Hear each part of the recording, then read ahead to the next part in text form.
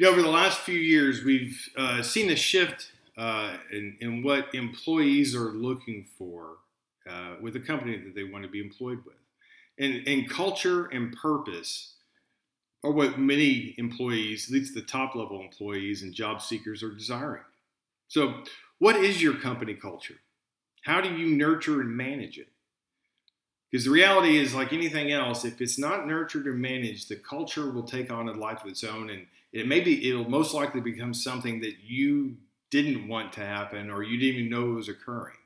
So, if you don't set the culture, the team will. That's one of the negative aspects. And the other thing is, an absence of a positive culture creates a void, and a negative culture will fill it. Something's going to fill the void.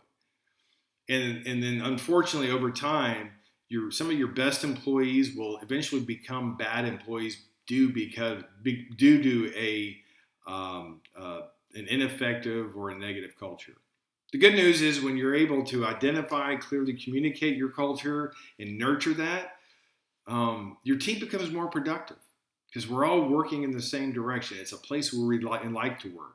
There's less firefighting because your team is going to be handling problems rather than dumping it in your lap all the time because they care and it's part of the culture. And you'll see increased retention, long-term retention of your employees. So you're not having to rehire and replace in a regular business. So I've seen this where a company will, when it's young and everything, they set a really, really strong culture and everybody's on board. But what they don't realize is every time there's a staff change, we add a new person, we replace somebody comes in, somebody comes out, there's a new personality in the mix. And every personality has an impact on the culture. And so that culture that you originally created, will change if you're not nurturing it. So how do we do this? Well, first of all is defining what your culture is. So getting pen to paper, think of 4 critical characteristics or beliefs for each of the 4 key stakeholders in the business. One is the business itself. What are 4 characteristics or traits that are important for the business? What are 4 that are important to you as the owner? What are 4 that are important to your team? And what are 4 that are important to your customers? And once you have those down, those are your points of culture.